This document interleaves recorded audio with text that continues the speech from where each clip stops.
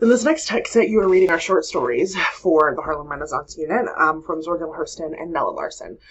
So Zora Neale Hurston is one of the big names in the Harlem Renaissance as a writer, and she is writing about her experiences, or not her own experiences, but she's influenced by her own experiences in the South.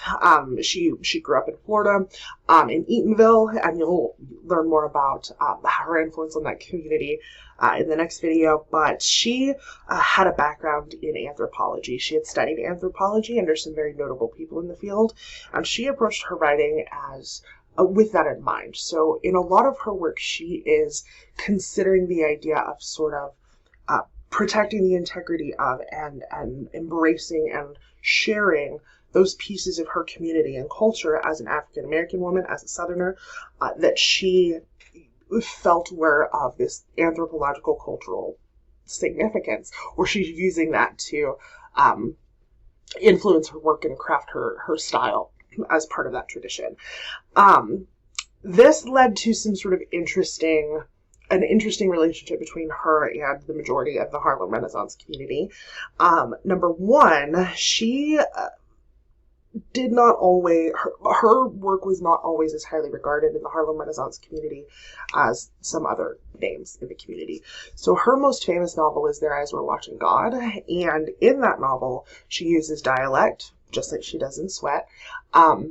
It also, when it came out, there was a lot of sort of discord about her representation of her community. Remember, part of the conversation people are having at this point in time is how are we representing our identity? How are we reflecting the Black experience? We don't want that to be designed for white people. We want that to be reflective of our experience.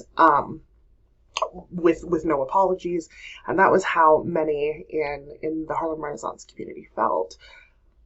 And Zora Neale Hurston's experiences and her stories that she shared did not always, to some in the community, do that. So Richard Wright, who is another big name during this movement, when her novel Their Eyes Were Watching God came out, he actually wrote in a review that he basically ripped it apart in the review, but he said, there's no theme, no message. It is not addressed to the Black audience, but to a white audience whose chauvinistic tastes she knows how to satisfy. She exploits that phase of life which is quaint, the phase which evokes a piteous smile on the lips of the superior race.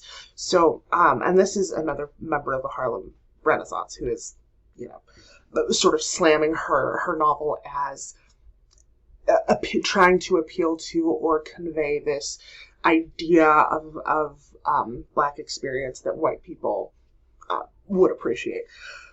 Now, he later changed his tune and came to appreciate her novel, as did the American literary canon at large. It's considered one of the greatest American novels of all time.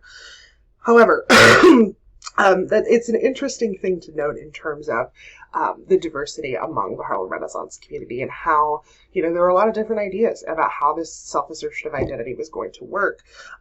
Zora Neale Hurston, if you're interested, did not care at all about the criticism. She saw herself as a regional writer as much as a writer in the Harlem Renaissance. She was writing about her experience. Her experience very much informed the different things that are involved in her novels. Her stories often also sometimes dealt with things that, maybe weren't things that other writers in the Harlem Renaissance wanted to be the focus of the art at the time. And some would argue that there's probably an element of gender here as well. Richard Wright and many of the voices in the Harlem Renaissance community were Black men, and Zora Neale Hurston was writing about a Black woman's experience. And, from her position in society, she is not only affected by this great racial conflict and an oppression, but she is also affected by gender oppression as well. And that plays a role in how she conveys her stories and lives in her experience in Their Eyes Were Watching God and in Sweat, which you are going to read. So Nella Larson is the second author you're reading. You're reading her short story Sanctuary.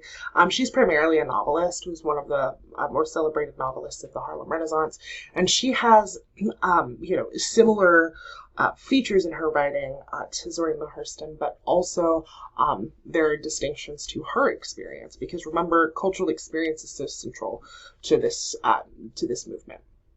She grew up in Chicago, and her mother was a Danish immigrant, and her father was of mixed Afro-Caribbean descent. So she was a mixed-race woman. During this period of time, that she would have been perceived as a black woman, and I mean she is. She's definitely part of the black community. However, this was complicated for her because she didn't have any ties to that American foundation of the African American experience that many of the others were building upon in the Harlem Renaissance. She didn't have ancestors that were part of the, American slavery in the South enterprise. She didn't have those ties in the same way, which is not to say that her family didn't experience discrimination, but just not in the way that many other people in the Harlem Renaissance had. She eventually married a prominent physicist who had a PhD at the time. She knew some of the biggest Black intellectuals during this period of time, like Booker T. Washington, W.E.B. Du Bois. However, she didn't have a college degree, and so she wasn't always embraced by this community, which celebrated, education, intellectualism, and this connection to that larger past that she didn't have. Now, similar to Zora Neale Hurston, there was some conversation about her novels in particular that it wasn't a good representation of the new Black artist that Alain Locke defined, because many of the characters in her novels are struggling with their racial identity, or are mixed race, and so this idea of being confused or insecure or unsure of within this movement that is all about confident self-assertion, had mixed reactions. However, she is today regarded as highly celebrated within that movement. And again, there's diversity amongst experience here. She's also, again, focusing on the experience of being a woman and a mixed race woman within this cultural time frame, within this Renaissance movement. And that's what a number of her pieces of work focus on.